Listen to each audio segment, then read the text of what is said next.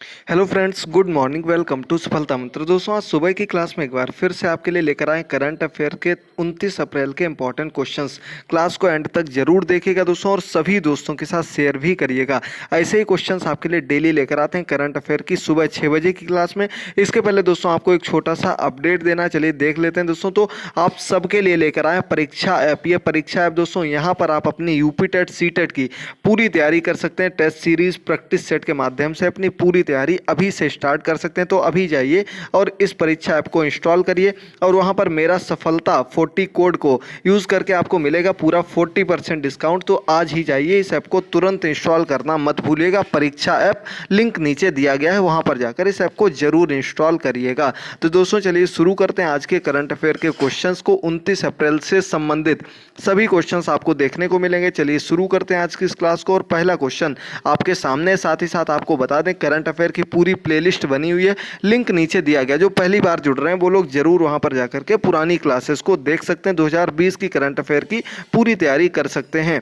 तो पहला क्वेश्चन है दोस्तों, हाल ही में जारी सैन्य खर्च करने वाले देशों की सूची में भारत किस स्थान पर रहा? तो दोस्तों क्वेश्चन थोड़ा सा गड़बड़ हो गया, यहाँ पर देखिएगा। इस सूची में भारत का जो स्थान था वो तीसरे स्थान पर रहा। भारत कौन से स्थान पर? तीसरे स्थान पर रहा। क्वेश्चन था कि तीसरे स्थान पर कौन सा देश रहा? तो सैन्य खर्च यानी कि अपनी सेना का जो बजट खर्च करने वाला देश है, उसमें भारत तीसरे स्थान पर रहा, और लगभग 71 बिलियन डॉलर रुपए भारत खर्च करता है। इस सूची में अमेरिका नंबर 1 पर रहा 732 बिलियन डॉलर के साथ। दूसरे नंबर पर चाइना रहा, तीसरे नंबर पर भारत रहा। ये इस लिस्ट की पूरी जानकारी है जो कि आपको याद रखनी है। और दूसरे और तीसरे नंबर पर आपका चाइना और भारत रहने के साथ ही साथ ये एशिया के दोनों देश हैं। एशिया में सबसे ज़्यादा रुपए खर्च करने वाले दोनों देश बने हैं। इसके बाद आपका सऊदी अरब आता है, याद रखिएगा। बात करते हैं इसे जारी किसने किया? तो दोस्तों स्वीडन की तरफ से स्वीडन ने एक संस्था बनाई है स्टॉकहोम में, Stockholm inter peace research institute SIPRI ने अपनी report trends in world military expenditure 2019 की रिपोर्ट है। तो आपको पूरी जानकारी अच्छे से याद हो गई होगी। भारत जो रहा 3rd रैंक पर, इसमें रहा तीसरे स्थान पर रहा। चलिए बढ़ते हम लोग क्वेश्चन नंबर 2 पर। तो दूसरा क्वेश्चन आपके सामने, रिलायंस इंडस्ट्रीज ने व्हाट्सएप के साथ मिलकर के किस वेब पोर्टल को लॉन्च किया है? तो दोस्तों रिलायंस इंडस्ट्रीज ने हाल ही में व्हाट्सएप के साथ मिलकर के, अभी फेसबुक ने अपनी कुछ जो रिलायंस जियो है उसमें कुछ हिस्सेदारी खरीदी थी, उसी के बाद व्हाट्सएप जो है वो भी फेसबुक के अंतर्गत आने वाला एक सोशल मीडिया प्लेटफॉर्म है। और इसके साथ ही एक वेब पोर्टल लॉन्च किया जो कि भारत में ऑनलाइन सामान खरीदने के लिए घर बैठे व्हाट्सएप के माध्यम से ही खरीद सकते हैं। यह है जियो मार्ट। दोस्तों सी नंबर ऑप्शन सही हो जाएगा। जियो मार्ट जो ये रिलायंस की तरफ से लॉन्च किया गया एक वेब पोर्टल है। यहाँ पर जाकर के आप डायरेक्टली व्हाट्सएप के माध्यम से ही व्हाट्सएप पर जियो मार्ट के मोबाइल नंबर पर अपनी सभी जो भी आपको ज़रूरत का सामान लेना हो यहाँ से खरीद सकते हैं। व्हाट्सएप के साथ मिलकर के साझेदारी करके एक नया प्रयास किया जा रहा है, और देखा जा रहा है क्या इससे कुछ फ्लिपकार्ट और अमेज़न को कुछ उनसे आगे निकला जा सकता है या नहीं निकला जा सकता। चलिए बढ़ते हैं क्वेश्चन नंबर 3 पर। तो 3rd नंबर क्वेश्चन है, किस भारतीय संगठन ने लेह और नई दिल्ली में हाइड्रोजन कार और बस चलाने के लिए परियोजना को प्रारंभ किया? तो दोस्तों हाइड्रोजन कार स्टार्ट की है और साथ ही साथ बस सेवा भी प्रारंभ की है। ये किस संगठन ने, भारतीय संगठन है, उसने प्रारंभ किया? ये आप लोगों को बताना है। बहुत अच्छा क्वेश्चन है। और ये सेवा जो है लेह यानी कि लद्दाख लेह क्षेत्र से नई दिल्ली तक चलाने की परियोजना लॉन्च की गई। और ये परियोजना लॉन्च की गई दोस्तों NTPC के द्वारा। किसके द्वारा? NTPC के द्वारा इसे लॉन्च किया गया। NTPC जो है भारत में सबसे बड़ी संस्था है जो कि बिजली प्रोवाइड कराती, बिजली उत्पादक संस्था है। इसका आपका A नंबर ऑप्शन सही हो जाएगा। चलिए बढ़ते हैं हम लोग क्वेश्चन नंबर 4 पर। तो क्वेश्चन नंबर 4 आपके सामने, साथ ही साथ दोस्तों आपको बता दें कि कल की क्लास का लिंक भी आपको नीचे दिया गया, क्वेश्चंस का आंसर भी दिया जाएगा क्लास में एंड में, तो जरूर क्लास को एंड तक देखिएगा। क्वेश्चन नंबर 4 दिया गया है कि किस देश ने भारत के साथ होने वाले युद्ध अभ्यास पिच ब्लैक 2020 को कोरोना वायरस के चलते रद्द कर दिया? तो दोस्तों भारत का एक देश के साथ एक सैन्य अभ्यास था, युद्ध अभ्यास होने वाला था उसी देश में, जिसका नाम था पिच ब्लैक 2020। अब ये अगला जो संस्करण होगा 2022 में होगा, और ये किस देश के साथ होने वाला था ये आपको बताना है। तो इसका आपका सही आंसर हो जाएगा दोस्तों D नंबर ऑप्शन, ऑस्ट्रेलिया में होने वाला ऑस्ट्रेलिया के साथ एक सैन्य अभ्यास था। पिच ब्लैक इसका नाम था और इस सैन्य अभ्यास को कोरोना वायरस के खतरे के चलते अभी हाल ही में रद्द कर दिया गया, जो कि इस वर्ष नहीं किया जाएगा। चलिए बढ़ते हैं क्वेश्चन नंबर 5 पर। जल्दी से सभी क्वेश्चंस को देखिए और अच्छे से याद करते रहिएगा, बहुत ही इंपॉर्टेंट क्वेश्चंस लेकर आए हैं। क्वेश्चन नंबर 5, किस संस्थान ने अन्य संस्थानों के साथ मिलकर के कम लागत वाला वेंटिलेटर रूहदार तैयार किया है? तो दोस्तों एक संस्थान है जिसने, अन्य संस्थानों की बात की जाए तो NIT कश्मीर और एक इस्लामिक इंस्टीट्यूट है, इसके साथ मिलकर के ये कम लागत वाला वेंटिलेटर तैयार किया है और इस वेंटिलेटर का नाम है रूहदार और ये तैयार किया गया दोस्तों IIT बॉम्बे के साथ। इसका आपका बी नंबर ऑप्शन बिल्कुल सही हो जाएगा दोस्तों। IIT बॉम्बे ने इन अन्य संस्थानों के साथ मिलकर के कम लागत का वेंटिलेटर तैयार किया, जो कि कोरोना वायरस के साथ साथ अन्य बीमारियों के लिए भी बहुत ही मददगार सिद्ध होने वाला, क्योंकि इसकी लागत कम है। सबसे बड़ी बात यही है, वेंटिलेटर सस्ता बनेगा। क्वेश्चन नंबर 6 आपके सामने कि किस खेल से संबंधित झूमा खातून के डोप टेस्ट में फेल होने के बाद 4 साल का प्रतिबंध लग गया? दोस्तों ये इंडियन एथलेटिक्स एसोसिएशन के माध्यम से एक प्रतिबंध लगाया गया, 4 वर्ष का प्रतिबंध, जो कि लगभग 1 वर्ष पहले डोप टेस्ट हुआ था। उस डोप टेस्ट में फेल होने के बाद झूमा खातून पर लगाया गया। झूमा खातून कौन है ये आपको बताना, चारों ऑप्शंस आपके सामने हैं। तो दोस्तों ये भारत की ही एक खिलाड़ी हैं जो कि धावक हैं, कम रेस की धावक हैं और ये कई राष्ट्रीय टूर्नामेंट खेल चुकी हैं, जिनको अभी हाल ही में डोप टेस्ट के कारण 4 वर्ष का प्रतिबंध लगा दिया है। इसका आपका डी नंबर ऑप्शन बिल्कुल सही हो जाएगा, याद कर लीजिएगा। आगे बढ़ते हैं क्वेश्चन नंबर 7 पर। तो 7 नंबर क्वेश्चन है, कौन सा अस्पताल कोविड-19 इलाज के लिए प्लाज्मा थेरेपी सफलतापूर्वक शुरू करने वाला देश का पहला सरकारी अस्पताल बना है? तो दोस्तों वैसे तो कई जगह आपने सुना होगा, इसके पहले हम आपको बता चुके हैं, केरल में सबसे पहले प्लाज्मा थेरेपी का प्रयोग किया गया था, लेकिन कोई भी सरकारी जो हॉस्पिटल था वो पूर्ण रूप से इस पर इलाज करने वाला नहीं बना था, ना ही पूरा सफलतापूर्वक इलाज कर पा रहा था। लेकिन हाल ही में ये खबर मिली है, कोविड-19 के लिए प्लाज्मा थेरेपी का पूरा 100% सफलतापूर्वक इलाज शुरू कर दिया गया है और ये करने वाला आपका KGMU king George medical university, जो कि लखनऊ में स्थित है, ये आपका बना है। बहुत ही इंपॉर्टेंट क्वेश्चन है, याद रखिएगा। क्वेश्चन नंबर 7 का आपका ए ऑप्शन बिल्कुल सही हो जाएगा। चलिए बढ़ते हैं क्वेश्चन नंबर 8 पर।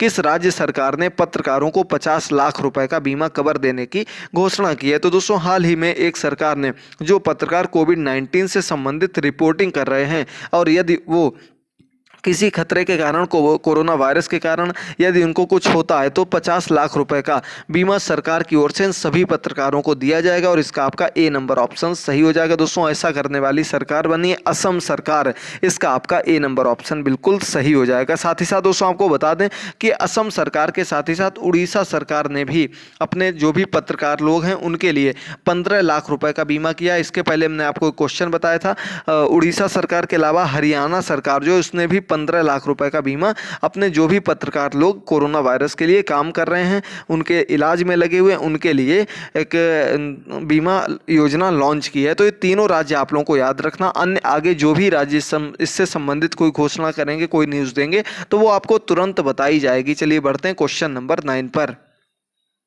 तो क्वेश्चन आपके सामने कि किस देश ने मनीषा सिंह को आर्थिक सहयोग और विकास संगठन OECD में अमेरिका का अगला दूत नियुक्त किया है? तो दोस्तों कौन सा देश है जिसने कि इसे अमेरिका में अपना अगला दूत नियुक्त किया है? ये आपका संगठन है आर्थिक सहयोग और विकास संगठन। तो दोस्तों ये भारतीय मूल की मनीषा सिंह है, जिसे अमेरिका ने ही अपने इस OECD संगठन में एक अगला दूत नियुक्त किया है। तो दोस्तों क्वेश्चन नंबर 9 का आपका डी ऑप्शन बिल्कुल सही हो जाएगा, ये OECD संगठन है। साथ ही साथ आपको बता दें दोस्तों, अमेरिका में कई ऊंचे पदों पर बहुत ही अच्छे भारतीय जो कि पहले भारतीय थे अब वहां पर निवास करने लगे हैं और उनको इस प्रकार के पदों पर रखा गया। तो दोस्तों बहुत ही बड़ी बात है, बहुत ही बड़ी खुशखबरी है और ये हमारे लिए गर्व की बात है। इसी तरीके से अपने देश का नाम रोशन करने वाले लोग विदेशों में लगे रहें। आगे बढ़ते हैं क्वेश्चन नंबर 10 पर। एयरटेल ने किस कंपनी के साथ मिलकर के अपनी नेटवर्क क्षमता को बढ़ाने के लिए हाथ मिलाया है? तो दोस्तों एयरटेल ने भी हाल ही में अपनी नेटवर्क क्षमता को बढ़ाने के लिए और और साथ ही साथ 5G नेटवर्क पर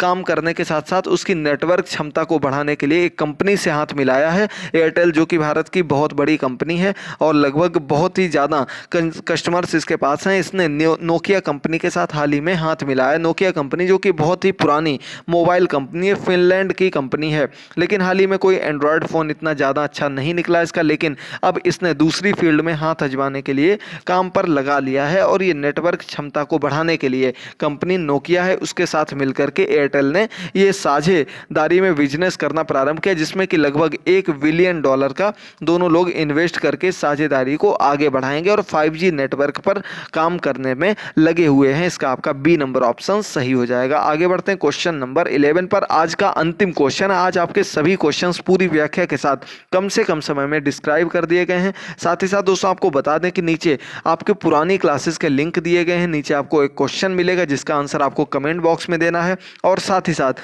कल के जो आंसर्स आपके आए थे उनमें जो सबसे सटीक आंसर रहे उन लोगों के नाम भी आज की क्लास में बताए जाएंगे। तो आप लोग आंसर जरूर करते रहेगा, बताइएगा क्वेश्चंस कैसे लगे, क्लास कैसी लगी। क्वेश्चन नंबर 11 है, भारत ने हाल ही में किस देश को कोविड-19 से निपटने में मदद करते हुए मलेरिया रोधी हाइड्रोक्सी क्लोरोक्विन की 1 लाख गोलियां और 50,000 सर्जिकल दस्ताने दिए हैं। तो दोस्तों कोविड-19 से निपटने के लिए भारत काफ़ी दिन से अमेरिका जैसे देशों को भी हाइड्रोक्सो क्लोरोक्विन जो कि एक मलेरिया से बचाव की दवा, इसका उत्पादन लगभग 70% उत्पादन भारत में होता है। ये हम आपको पहले भी बता चुके हैं। तो ये 70% उत्पादन में भारत बहुत से देशों को दवा प्रोवाइड करा चुका है। उसी सीरीज में भारत ने हाल ही में एक और देश को 1 लाख गोलियां ये हाइड्रोक्सी क्लोरोक्विन की टेबलेट्स और 50,000 सर्जिकल दस्ताने दिए हैं। ये दिए हैं बांग्लादेश को। इसका आपका सी नंबर ऑप्शन सही हो जाएगा। भारत ने अपने कई पड़ोसी देशों को भी इसकी मदद की है जिन्होंने मदद मांगी है या उनको मदद की आवश्यकता थी। तो इसका आपका सी नंबर ऑप्शन क्लियर हो जाएगा। दोस्तों आज के सभी क्वेश्चंस कंप्लीट हुए। चलिए अब नीचे बढ़ते हैं और देखते हैं दोस्तों बहुत ही अच्छे क्वेश्चंस। जल्दी से देखिए नीचे कल का प्रश्न हमने आपसे पूछा था, वर्ल्ड गेम्स 2022 कहां आयोजित होने वाला है। तो दोस्तों वर्ल्ड गेम्स जो कि पहले 2021 जुलाई में आयोजित होने वाला था, अब उसे टोक्यो ओलंपिक के कारण जुलाई 2022 में शिफ्ट कर दिया गया है। इसका आयोजन अमेरिका के बर्मिंघम में होने वाला है। ये आपका सही आंसर है। जिसने भी इसका आंसर बर्मिंघम किया उनका सबका सही है और इसको सही आंसर पूरे सटीक रूप से बताने वाले हैं सबसे पहले अमरीश सिंह जी। जिन लोगों ने आंसर ना देखे तो पुरानी क्लास में जाकर के कमेंट बॉक्स में देख सकते हैं।